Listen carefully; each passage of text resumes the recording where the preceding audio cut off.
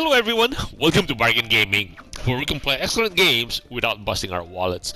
This is episode 99 of Mountain Blade Bannerlord. It has been about 3 or 4 days since we last recorded. The last time we recorded was that when we took over Pencanak, and then we had to go and make peace with the Western Empire. So it's been 3 or 4 days since, and I have been trying to garrison or increase the garrison of Pencanak. At the same time, we left, I think, BSAG there to manage Pencanak because that is she's also a Batanian. So we are beefing up the garrison. We're beefing up the walls. We're beefing up everything about there. And at the same time, we were gathering troops to improve the garrison there. Also, I've been roaming around building up our troops. And we were working very hard to get our clan tier 5. You know, it was like forever because when we were trying to get the clan tier 5, right, it was like forever 27,000 to 23,000 something. 2,300. So right now to get to clan tier 6, we need 6,000. It's like, wow, that I think the only way we can get there is when we start our own kingdom. So we hit 23, and so it's like we're just a little bit over a third away. However, by being able to do that, that means we can now create we can now get another companion. So we are kind of maxed out right now. So we have 8 companions right now. And so we can get another companion. And also what happened was that our army size or troop size or team or party size has now been increased to 277. It was 252 before, plus 15. So all our party size, I mean not just us, but all our party size that we sent out as parties will have an increase of 15 too. So that's why currently Mitara is at 175. She was earlier like 155 or something, but she has good quartermaster ability also. I have not so I have improved. I have given her better troops right now. And the problem is because once we declare, I think we are at the decision tree. So there's many things happening now that we are at tier 5. And since it will take like forever to get to clan tier 6, I think it is important for us to make a decision. We are either going to declare our own kingdom, and to do that, we will need to get our, I think once we declare our new kingdom, similar to Warband, we will be dogpiled by all the other factions. Number one would be the people from Batania, because we're within Batania. We're like a cancer within Batania. We have taken 2 of their castle towns. They're left with 3 right now. I think 3, right? I think they have Sianan, Dungaris, Banseth. I think they're left with 3 castle towns. And then we don't have a Valandian companion. That is why we're currently in Omor Castle Town, Omor, of the Sturgeons, to pick up a Valandian wanderer. And I think the reason why it is very hard to get to clan tier 6 is because it presumes that we will have declared our own kingdom by then, and therefore we will be engaged in a lot of wars, and that will increase our renown very quickly, especially if we're the underdog, right? When underdog meaning when we go up against another army and we have fewer troops than the opposing ones, we can get more renown. Right now, we're going after looters and bandits. We get 1 or 2 renowns at most. Even big bandit sizes of 50, we get only like 3 renown or something. But when we go up against, when we were taking castles, we were making like 17, 18, because we were going up against, when we took over castles in the past, all our all of our sieging has always been against castles with more troops in them than we are. So we were getting like 15 to 17 renown per conquest. In field battles, it would be the same. If we can go up against troop sizes, party sizes, almost double our size, and we have all high quality troops in our party or in our army, then we will get up to about easy 20, 30. In fact, the cap on renown is 50. So that means the potential is to be able to get up to that size. I think that happens only when we go up against 3:1, against us 3:1, where they're all recruits and we are all high level. So the way I have noticed is that anytime any faction goes to war, they will have 3 major armies, and the initial armies are actually composed of high grade troops. So that means they go around leveling up their troops, and once they're ready to go to war, once they have high level troops, then they go to war, they gather a massive army, and then they go against another faction. So once we go declare our kingdom or our own faction, we will be dogpiled by all of these high tiered armies from different factions. Immediately Botania, because we are within Botanian territory, and then very close behind them will be Vollandia, because they're just next door neighbor, and the Western Empire next door neighbor, and Sturgia up north, because we're in the middle of all 3 kingdoms. The only kingdoms that will not be immediately dogpiling or joining a dogpile would be Aserai, Khuzait, and the Southern Kingdom and Southern Empire. Hopefully the Southern Empire will not, because I think we have good relationship with her, Ragay, because 2 of her relatives are married to us and to our brother. No, not our brother. To our Caesarea? Yeah, to Farouk. Yes, correct. To Farouk. And Ira to us. So we should be, hopefully, we will be dogpiled by 3. That's a big already. So we need to gather. Another item that we've never used is this called influence.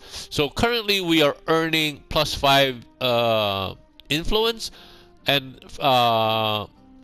from our immortal charm we're getting 5, and then from our settlement buildings we're getting 4. So we're getting 9.9 every day. So that's constantly building up, and we also gain influence when we win battles against other people.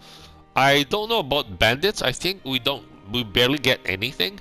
So right now our settlement and our perks, I think from our charm, is getting us 9.9 per day. So that's not bad. And to offer peace, I think we have to have like 200 influence to offer, so that we can actually request for a peace arrangement with other people. Now, the other thing that why I have not filled out, right now we can have a party, our own party, plus another 4, right?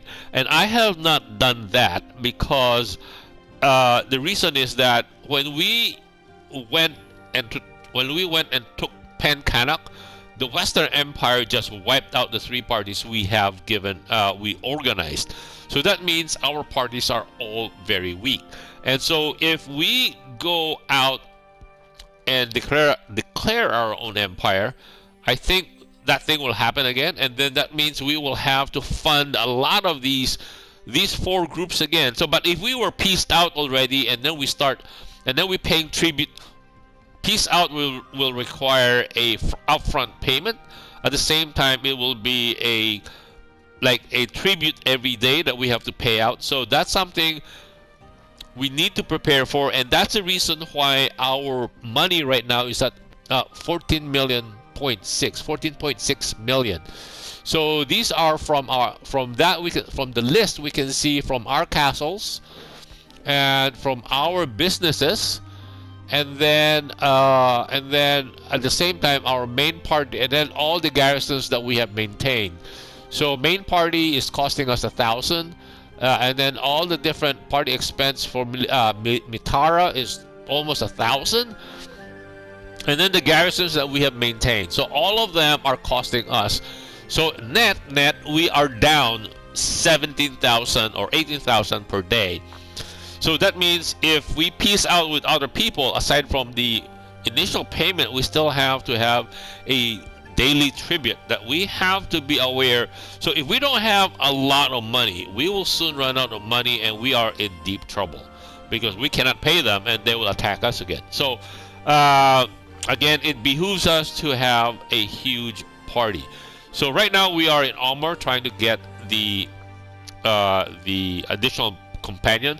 The other thing that we have not done is, I am not sure about this. This is supposed to be the quest line here. We have 100. This is the main quest line, and we are in the last stages of this. What happens with the quest line is that there will be either whether we talk to Istiana or Arzagos, both of them have internal motives. One is against the empire. Istiana wants the empire to be rebuilt, and then Arzagos wants to destroy the empire. So regardless of whom we side with, we will always be an enemy of the other one. Now the consequences of, if we want to destroy the empire, that means once we have completed this mission, which is assembling the flag of Karados, that means if we give it to Istiana, Istiana will say we need to revive the empire. So to revive the empire, we have to offer the banner to either the Southern Empire, to the Western Empire, or to the Northern Empire, and then we become an automatic vassal for that group that we offer the flag or the totem to. So conversely, if we go with Arzagos and we want to wipe out the empire, we will have to give the flag to either to anyone non-empire faction, to the Azurai, to the Khuzait, to Botania, Volandia, or Sturgia. So there are 5 of them. So, but again, the same thing happens if we give it to them, to any one of these other faction, non-empire faction, we become an automatic vassal of that faction. So, or the last choice, either we join the empire or we join the non-empire factions. That means we become a vassal. So that means all of our fiefs we're now become just one of the lords of any of these kings or these kings right now. So that means we still haven't declared our own kingdom or our own faction. And once we become a vassal and we declare our own kingdom, we want to take our own fiefs with us, right? Like similar to warband.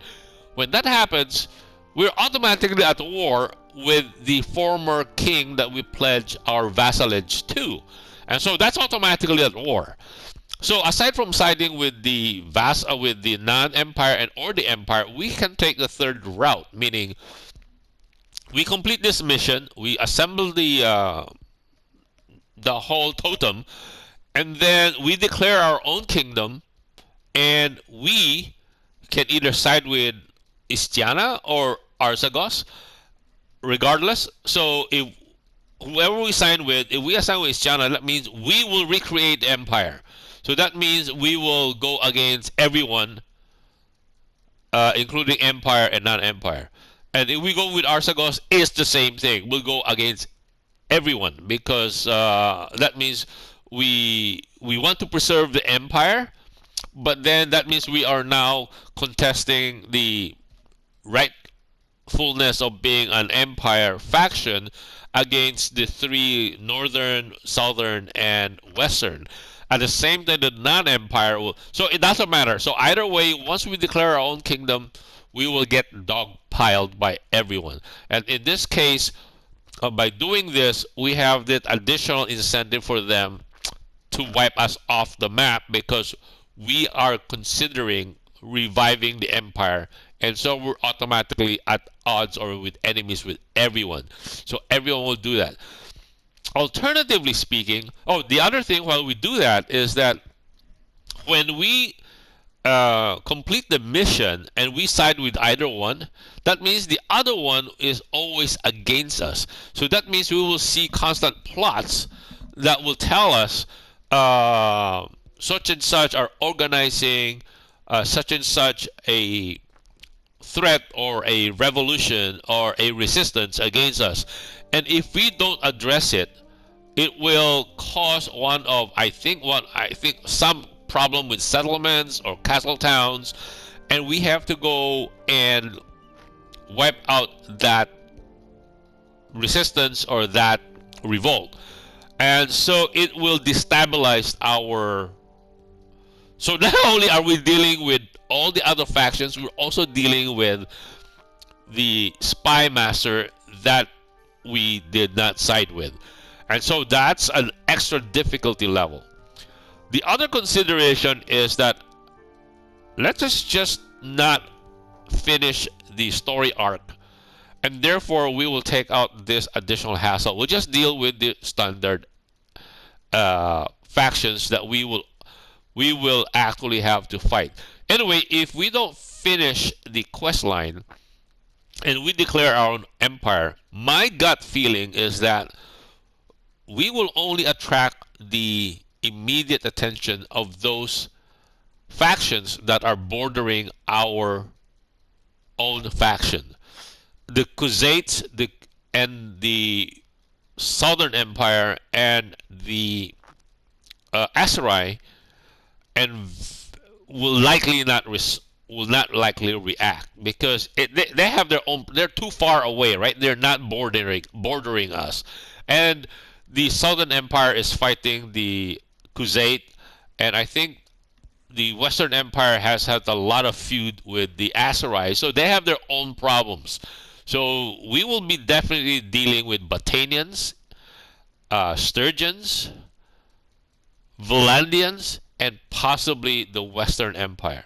So at least this way, we will be dealing with 4 possible factions. We will have carved out Khuzait, Assyria, and the Southern Empire. So we might just piece out with 4, so it's not as expensive. But if we finish this mission, and we don't submit the flag to either one, that means we are now reestablishing, and now everyone will, including those that are far away like Khuzait, Aserai, and the Southern Kingdom, Southern Empire will dogpile on us. So everyone will just jump in, and I think that's a risk. I think we don't want to take. Okay. Anyway, so that's done. So anyway, we have 190 and 100, almost 200 days to go before we finish that quest line. And right now we are here. Well, let's get the reason why we want to get this guy is because Sargot doesn't have a governor. So if we have this guy, his home is in Praven. If we have this guy doing as an administrator, so because as a foreign culture, Sargot is Valandian culture as against our Batanian, we take a -3 as the owner of the castle town. If we have him there as the governor, he will grow up in terms of abilities. At the same time, he contributes like +1 to loyalty. So he will offset from -3. We will now just be at -2. So I think it's worthwhile talking to this guy and recruiting him. Peace to you, stranger. What is Yeah, your name? tell me about yourself. Of course, I'm sure you'll get a tale worth telling.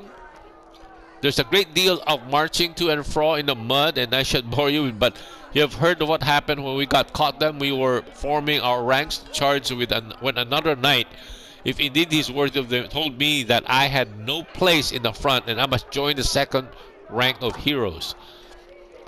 Well, you know what a man of honor does when he is insulted like this. I struck him down, and then his friends came against me, and I struck them down too. I laid a full dozen of them down before they finally overbore me. Have you ever heard of a more glorious stand? Wow. Whether that's true or not, we don't know, right? It's really took it. Oh, that is quite impressive. Right. This famous stand you're dealing is. It was against your own side. So this is like sarcastic. This is like okay. Let's go with impressive. At any rate, the enemy came down upon us, and the Vlandian host was scattered. I do not care to rejoin such miscreants, but if another captain were Vlandian, I thought he's Vlandian.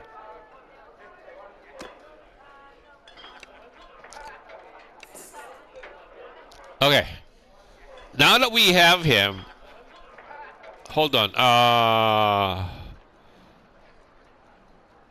Let us go check. Yep, he is Valandian. Yeah, culture says he's Valandian. Okay, okay. And then I think we are in this town, and I have been. Ouch. Okay, I forgot to rest up. Oh, he is fresh, so that means he can do something. We can now work him.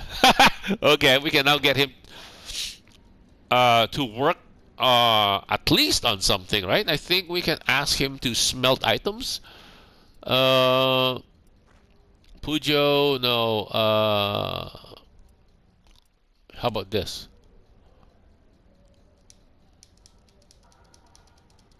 Oh, he is easy to get. And then we need to equip him. We'll have to go through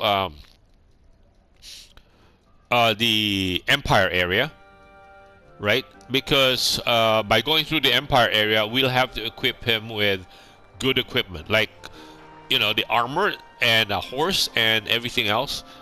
Okay, wait here for some time because everybody is kind of tuckered out. So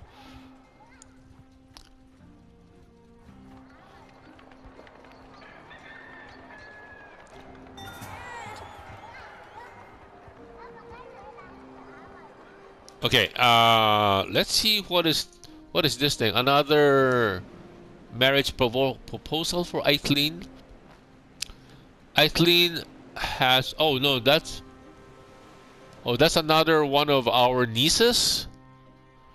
Oh, she is now 14 years old. Eventually, it was time, young adulthood. Okay. As a squire, as an aide, as a noble's ward, what does she get? Bow gains 1 focus point. No. Find her own way. Athletics gains. No. As an envoy. Charm gains 2 focus points. And socials increase to 4. I think we want as an aide. Trade gains 1 focus points. No. As a squire. Oh, then she's good in fighting. What's that? As an apprentice? No. Engineering. No. As a noble's ward. Nobles bow gains 1 focus points and 5 skill points. Control is increased by 1. Nothing. I want something in the endurance. Find her own way. Yeah, okay. This goes into endurance. She gains 1 athletic points. Endurance. Wow. No horsey. As an envoy. Socials increased by 1, charms increased by 1. That is very important, right? Because we want her as a administrator of. She will be administrating one of our towns. Not engineering. Engineering actually helps, right? Because I think Engineering increases efficiency in terms of when she is repairing facilities or improving facilities. How about here? Charm now is 3. Uh, Social goes to 4. Yeah, the most important thing I think in this game for administration is the stewardship and social. So intelligence and social would be very good. Endurance a little bit is not bad because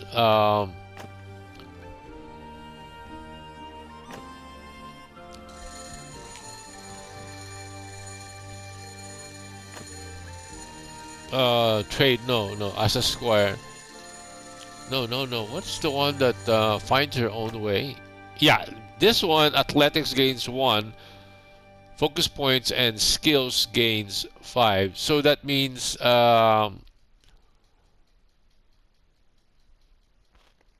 she will have, because endurance is up by 1, so her blacksmithing will not be bad, right? You know what? No, I think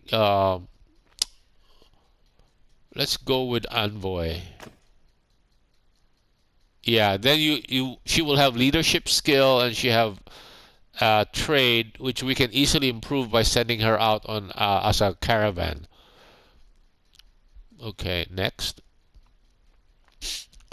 Um, Help anyone in need. Medicine gains 1 focus points. Dabble in intrigue. Burnish her social skills. Wow, that's getting really high. Never back down from a challenge.